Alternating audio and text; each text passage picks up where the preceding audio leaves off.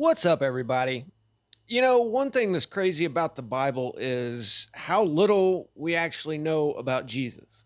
I could tell you everything we know about Jesus from the Bible in less than 5 minutes, but it's something that billions of people have interpreted and expounded on for thousands of years. And there has to be a reason why we know so little. And it has to be because of who took over Jesus Incorporated, the Church of Rome. There's 18 years that we don't know where he was, what he was up to. I'd say that has to be because they don't want you to know.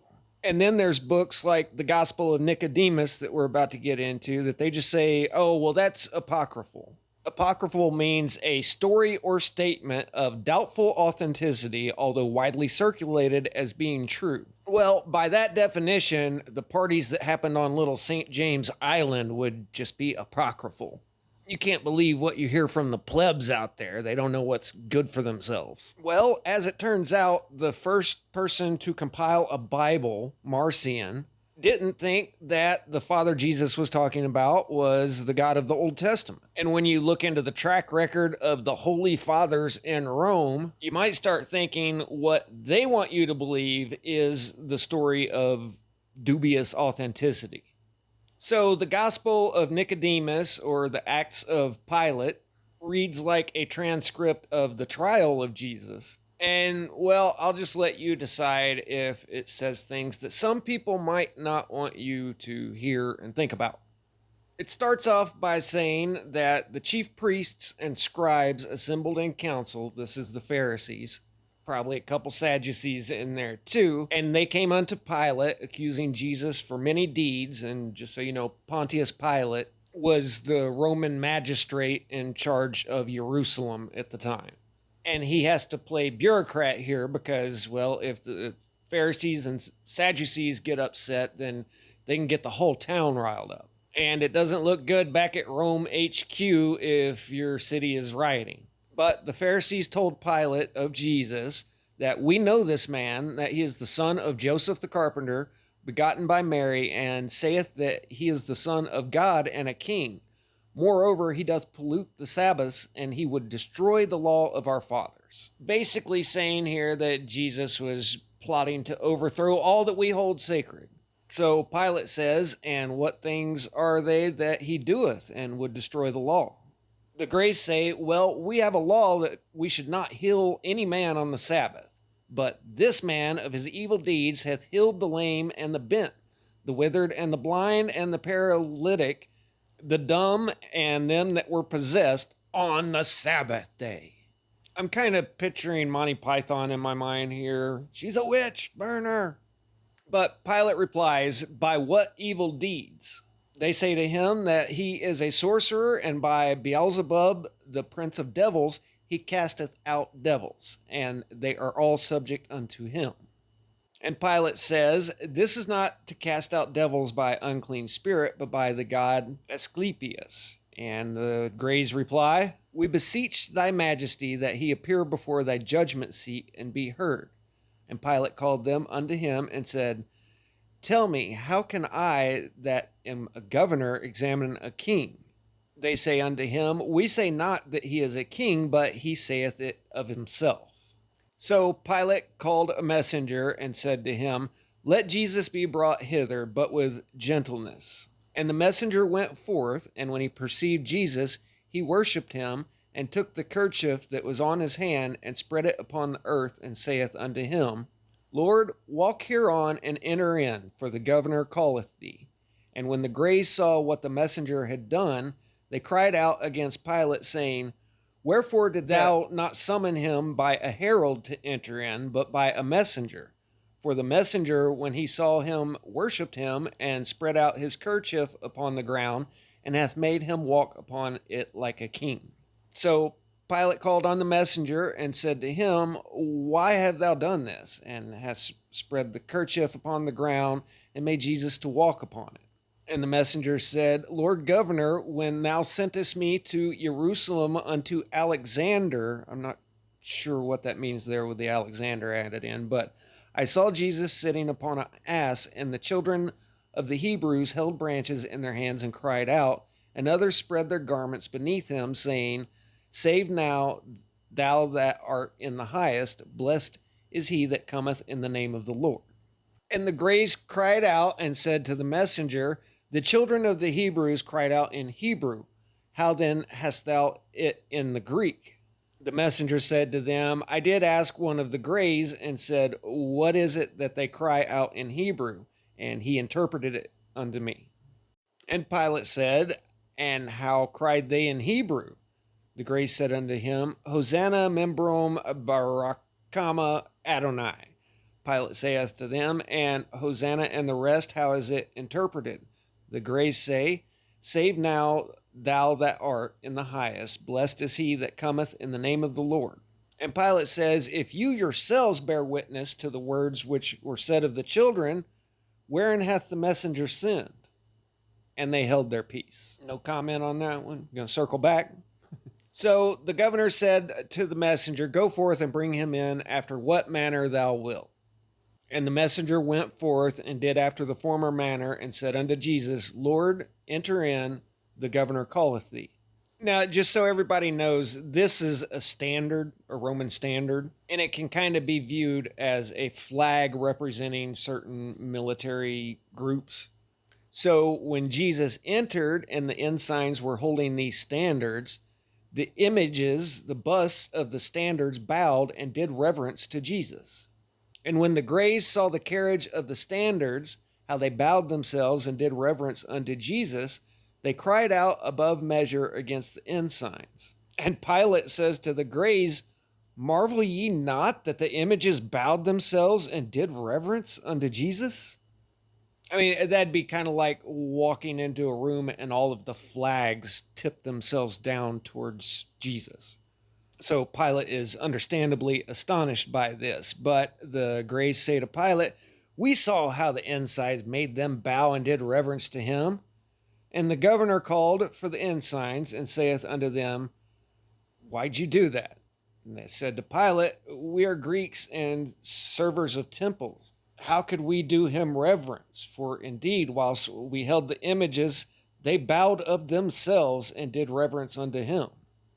So then Pilate says to the Greys, Choose you out able and strong men, and let them hold the standards, and let us see if they bow of themselves. So the elders took 12 men, strong and able, and made them to hold the standards by sixes. And they were set before the judgment seat of the governor. And Pilate said to the messenger, Take him out of the judgment hall, and bring him in again, after what manner thou wilt. And Jesus went out of the judgment hall. And Pilate called unto them that before had held the image, and said unto them, I have sworn by the safety of Caesar, that if the standards bow not when Jesus entereth in, I will cut off your heads. Y'all better not be lying to me. And the governor commanded Jesus to enter in the second time. And the messenger did after the former manner, and besought Jesus much that he would walk upon his kerchief, and he walked upon it and entered in.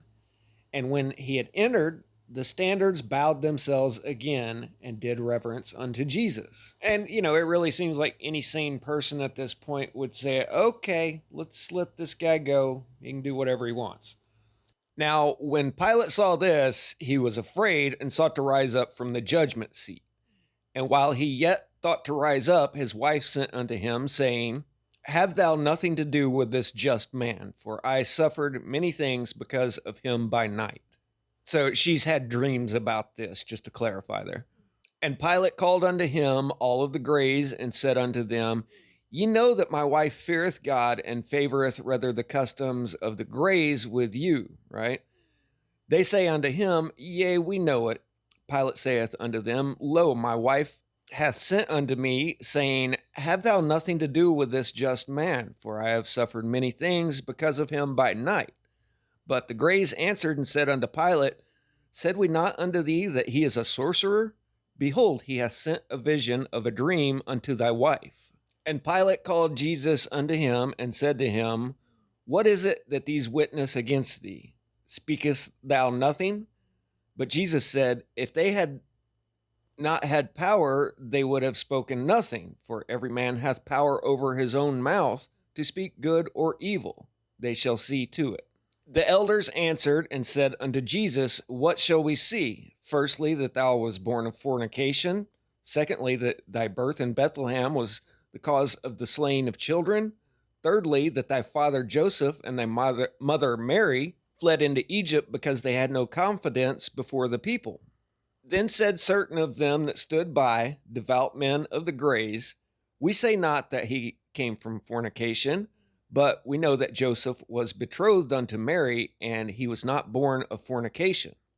Pilate saith unto those which had said that he came of fornication, This your saying is not true, for there were espousals, as these also say which are of your nation.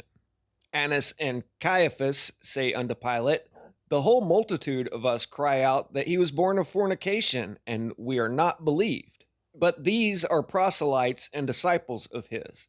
And Pilate called Annas and Caiaphas unto him and said to them, What be proselytes? They say unto him, They were born children of Greeks, and now are they become Greys. Then said they which said that he was not born of fornication, and list a lot of people there. We were not born proselytes, but we are children of the Greys, and we speak the truth. For verily we were present at the espousals of Joseph and Mary. And Pilate called unto him those 12 men which had said he was not born of fornication, and saith unto them, I adjure you by the safety of Caesar, are these things true which you have said, that he was not born of fornication? They say unto Pilate, We have a law that we swear not, because it is sin. But let them swear by the safety of Caesar that it is not as we have said, and we will be guilty of death. Pilate saith to Annas and Caiaphas, Answer ye nothing to these things? They answer back to Pilate, These 12 men are believed which say that he was not born of fornication, but the whole multitude of us cry out that he was born of fornication, and is a sorcerer, and saith that he is the Son of God and a king, and we are not believed? And Pilate commanded the whole multitude to go out, saving the 12 men which had said that he was not born of fornication, and he commanded Jesus to be set apart. And Pilate saith unto them, For what cause do they desire to put him to death? They say unto Pilate, They have jealousy, because he healeth on the Sabbath day. Pilate saith, For a good work do they desire to put him to death? They say unto him, Yea. And Pilate was filled with indignation, and went forth without the judgment hall, and saith unto them, I call the Son to witness that I find no fault with this man. The Greys answered, If this man were not a malefactor, we would not have delivered him unto thee. And Pilate said, Then take ye him and judge him according to your law. And they answered Pilate, Well, it's not lawful for us to put any man to death. And Pilate says, Hath God forbidden you to slay and allowed me? And Pilate went in again into the judgment hall, and called Jesus apart, and said unto him, Art thou the King of the Jews? Jesus answered and said to Pilate, Sayest thou these things of thyself, or did others tell it to thee of me? Pilate answered Jesus, Am I also a Grey? Thine own nation and this chief priest have delivered thee unto me. What hast thou done? Jesus answered, My kingdom is not of this world. For if my kingdom were of this world, my servants would have striven that I should not be delivered to the Greys. But now is my kingdom not from hence. Pilate said unto him, Art thou a king then? Jesus answered him, Thou sayest that I am a king. For this cause I was born and come, that everyone that is of truth should hear my voice. Pilate saith unto him, What is truth? Jesus says, Truth is of heaven. Pilate saith, Is there not truth upon earth? Jesus saith unto Pilate, Thou seest how that they which speak the truth are judged of them that have authority upon the earth. And Pilate left Jesus in the judgment hall, and went forth to the Greys, and said unto them, I find no fault in him. They say unto him, This man said, I am able to destroy this temple, and in 3 days to build it up. Pilate saith, What temple? The Greys say, That which Solomon built in 46 years, but which this man saith he will destroy and build it in 3 days. Pilate saith unto them, I am guiltless of the blood of this just man. See ye to it. The Greys say, his blood be upon us and our children. All right, let's do a little recap here. Earlier, they had accused Jesus of being guilty for the elimination of a bunch of children. Now, what they're talking about here is King Herod the Great and the massacre of the innocents. Someone had told him a prophecy that there would be this great man be born, and he ordered the elimination of every male under 2 years old of his own people. So they're saying that that's not Herod the Great's fault, it's Jesus's fault. I mean, what are you going to do? There's a possibility that somebody out there could interfere with your reign, so you got to eliminate every male child that was born during that time. So by the time of this trial, it had been 20 plus years that they had been on the lookout for somebody that might disrupt things. They probably thought that they had solved the problem long ago, but as soon as Jesus showed up and started getting all the attention he did, well, then they said, oh, wait, here's the troublemaker. So they had been looking to get him caught up from day one, but he hadn't done anything that warranted execution by their own laws, so they're trying to put it off on the Romans to do the dirty work. But Jesus hadn't broken any Roman laws either, so the Pharisees are just trying to frame it to Pilate that this is a very serious offense. And Pilate is saying, you're telling me that he healed someone, and because it was on the Sabbath day, you want him executed. You can see that this is obviously trumped up BS, but the Pharisees and Sadducees are in charge of all of the day-to-day life in the city, and there are a lot of people that they influence. So Pilate has to be a bureaucrat, no matter how insanely tyrannical they're acting about this. And he even pulls Jesus aside and says, why are they really wanting to off you? And he says, well, it's because I healed somebody on the Sabbath. And he's like, really? That's it? And then he says, did you even say that you're the king of the Greys? And Jesus is kind of like, well, not in so many words, but if that's the way they want to hear it, then okay. So Pilate goes out in front of the sun and the whole crowd in the world and says, I find no fault in this man. But they're still pressuring him, so the story continues. And Pilate called the elders and the priests and the Levites unto him and said to them secretly, do not so, for there is nothing worthy of death whereof you have accused him. For your accusation is concerning healing and profaning of the Sabbath. The elders and the priests and the Levites say, if a man blaspheme against Caesar, is he worthy of death or no? Pilate saith, he is worthy of death. The Greys say unto Pilate, if a man be worthy of death, if he blaspheme against Caesar, this man hath blasphemed against God. Lawyers, man. Then the governor commanded all the Greys to go out from the judgment hall, and he called Jesus to him and saith unto him, what shall I do with thee? Jesus says, do as it hath been given thee. Pilate says, how hath it been given? And Jesus says, Moses and the prophets did foretell concerning my death and rising again.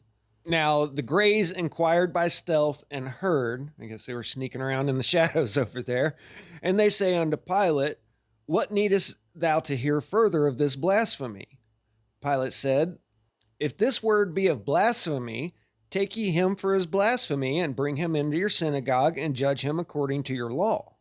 And the Greys say, it's contained in our law, all right, that if a man sin against a man, he's worthy to receive 40 stripes, save one, but he that blasphemeth against God, that he should be stoned with stoning.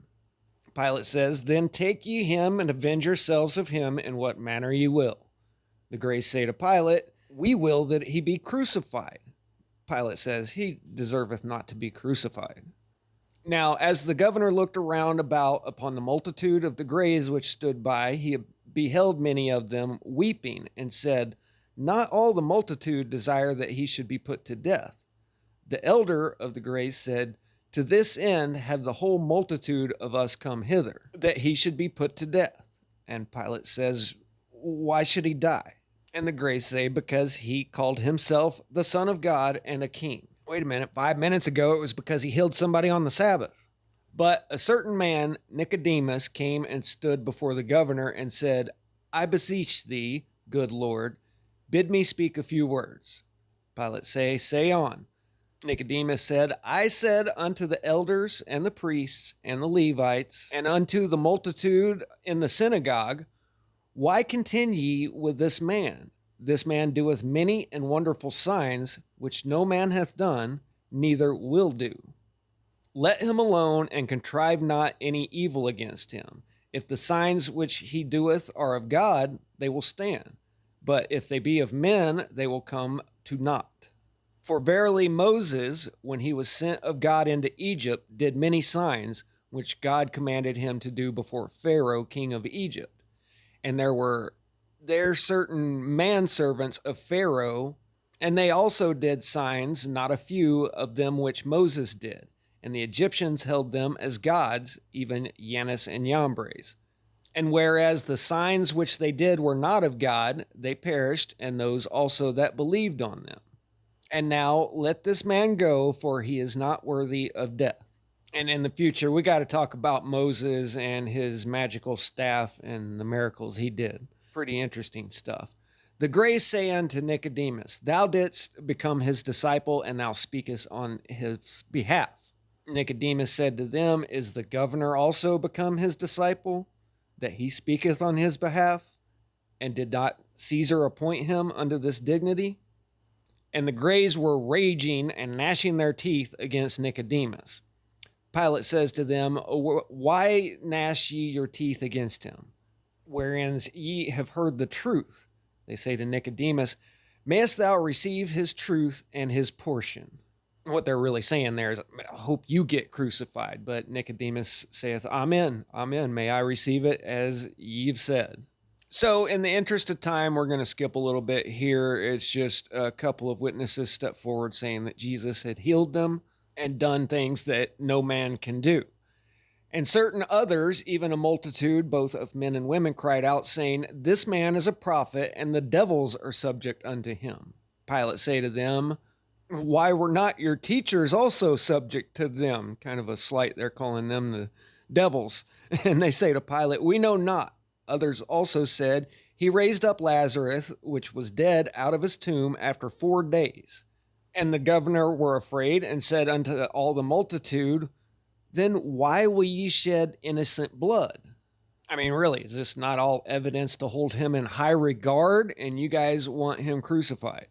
So Pilate called unto him Nicodemus and those 12 men, which were said that he was not born of fornication, and said unto them, what shall I do?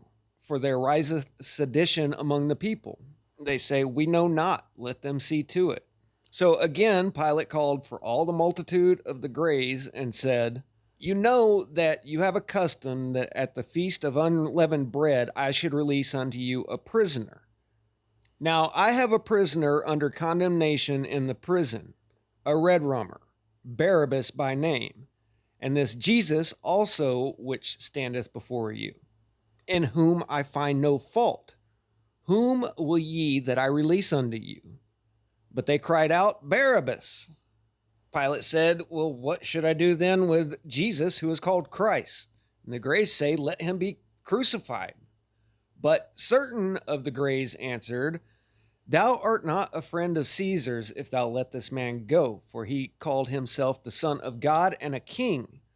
Thou wilt therefore have him for a king and not Caesar. You know, I can't help but think of how everything gets portrayed by our media today. This is just reminding me of that big time. Everything gets twisted around to where it's your fault. So now if Pilate doesn't off him, then he is being seditious towards Caesar.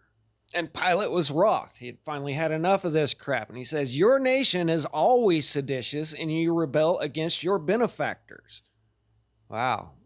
Some things never change. And they say, against what benefactors? Pilate says, according as ye have heard, your God brought you out of Egypt, out of hard bondage, and led you safe through the sea as by dry land. And in the wilderness he nourished you with manna, and gave you quails, and gave you water to drink out of a rock, and gave unto you a law. And in all these things you provoked your God to anger, and sought out a molten calf, and angered your God, and he sought to slay you. Moses even made supplication for you, and ye were not put to death. And now ye do accuse me that I hate the king, the emperor. This is like when you hear one of those woke twat reporters always pushing a narrative, and somebody with half a brain finally comes around and just puts the mental slap down on them, saying, "You actually have the nerve to come at me anyway." And he rose up from the judgment seat and sought to go forth. And the Greys cried out, saying, "We know our king, even Caesar, and not Jesus.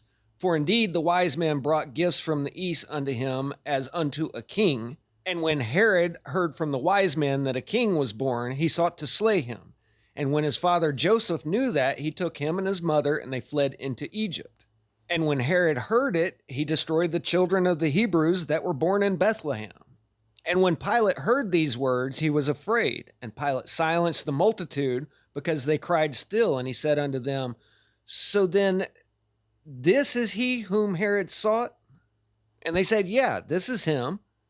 And Pilate took water and washed his hands before the sun, saying, I am innocent of the blood of this just man. See ye to it. And again the Greys cried out, His blood be upon us and our children. So right there, it all dawns on Pilate that, oh, they've wanted this guy gone since he was born. They've been after him for 20 years. There's nothing I'm going to say or do here to change their mind, so I'm washing my hands of this. Then Pilate commanded the veil to be drawn before the judgment seat whereupon he sat.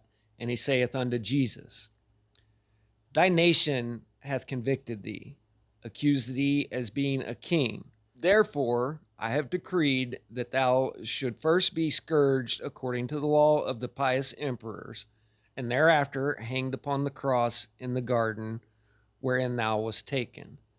And let Dismas and Justus, the two malefactors, be crucified with thee. And Jesus went forth from the judgment hall, and the two malefactors with him. And when they were come to the place, they stripped him of his garments, and girt him with a linen cloth, and put a crown of thorns on his head. Likewise also they hanged up the two malefactors. But Jesus said, Father, forgive them, for they know not what they do. And the soldiers divided his garments among them. And the people stood looking upon him, and the chief priests and the rulers with them derided him, saying, He saved others, let him save himself. If he be the Son of God, let him come down from the cross. And the soldiers also mocked him, coming and offering him vinegar with gall, vinegar in a rag. And they said, If thou be the king of the Greys, save thyself. And Pilate, after the sentence, commanded his accusation to be written for a title in letters of Greek, Latin, and Hebrew, according to the saying of the Greys, that he was the king of the Greys. And one of the malefactors that were hanged, by the name Justus, spake unto him, saying, If thou be the Christ, save thyself and us. But Dismas answering rebuked him, saying, Dost thou not at all fear God, seeing that thou art in the same condemnation? And we indeed justly, for we receive the due reward of our deeds. But this man hath done nothing amiss. And he said unto Jesus, Remember me, Lord, in thy kingdom. And Jesus said unto him, Verily, verily, I say unto thee, that today thou shalt be with me in paradise. And it was about the 6th hour, and there was darkness over the land until the 9th hour, for the sun was darkened, and the veil of the temple was rent asunder in the midst. And Jesus called with a loud voice and said, Father, into thy hands I commend my spirit. And having thus said, he gave up the ghost. And when the centurion saw what was done, he glorified God, saying, This man was righteous. And all the multitudes that had come to the sight, when they beheld what was done, smote their breasts and returned. But the centurion reported unto the governor the things that had come to pass. And when the governor and his wife heard, they were sorely vexed, and neither ate nor drank that day. And Pilate sent for the Greys and said unto them, Did ye see that which came to pass? And they said, There was an eclipse of the sun after the accustomed sort. Now, I would have to double check this, but I'm pretty sure that there was an eclipse of the sun and the moon right there in like a 24-hour period, which is impossible. But also, they knew when eclipses were supposed to happen. And I don't think Pilate was buying that this was a scheduled eclipse. And also, an eclipse doesn't last for 3 hours. Now, here's something that's not mentioned in the Bible at all, I don't think. The Pharisees then arrested Joseph and said, "Know thou that the time alloweth us not to do anything against thee, because the Sabbath dawneth." And I'm just going to summarize here, but they say, okay, yeah, it's the Sabbath. We can't do anything to you. So we're going to lock you in this room, and then tomorrow morning isn't the Sabbath. So they shut him up in a house and put guards at the door, and they even sealed the door. Then they made an ordinance that everybody has to show up at the synagogue first day of the week, tomorrow. And they commanded that Joseph be brought before the council, but they went there and opened the door and found him not. And all the people were besides themselves and amazed, because they found the seals closed and Caiaphas had the key. After that, they dared not to lay hands upon any of them that had spoken on behalf of Jesus.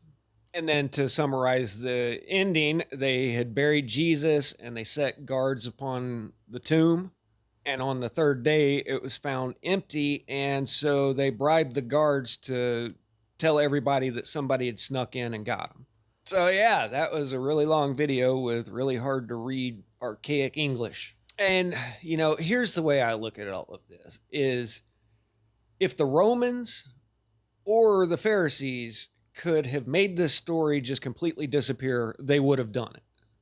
I think this caused such a stink that word traveled all throughout the Mediterranean very fast of this, even all the way up into Britain. And, there's some stories saying that Jesus in his intervening years went to Britain. Others say India and China.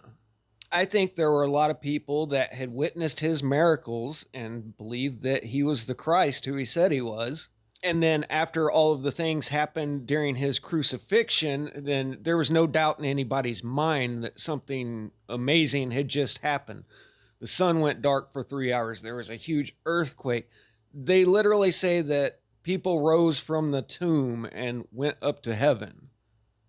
I think eventually, when they realized that they weren't going to hush this up, the Romans and the Greys got together and co-opted this story and started telling Christians in future generations that when he was speaking of the Father in heaven, that he was speaking of the God of the Greys of the Old Testament, when in reality, he actually came and thwarted the plan of the Old Testament God to have a warrior Messiah come and conquer the whole world into their one world thing.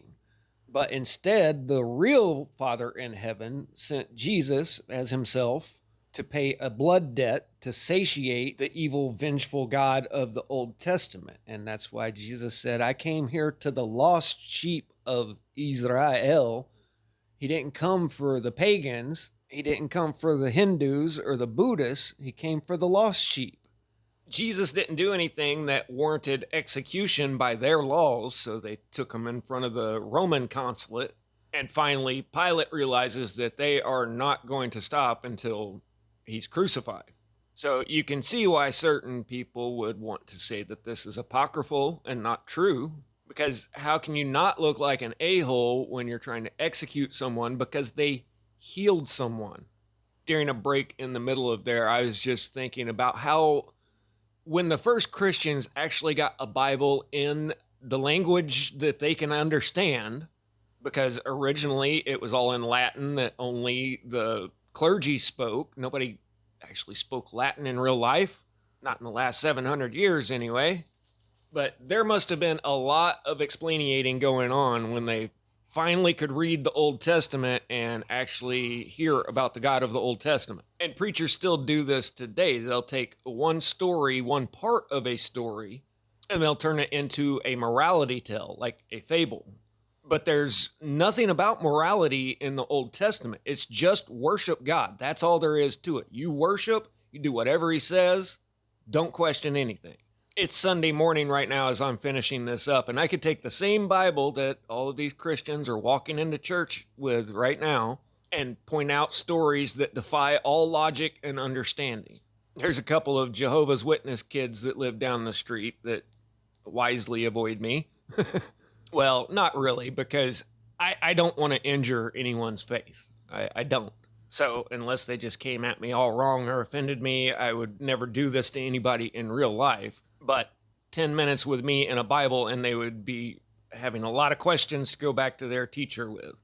And I think that that's only possible because nobody could actually read the original Bibles. By the time anyone could, any layperson, there had already been generations of people that have accepted what the church had taught them using one line here, one line there.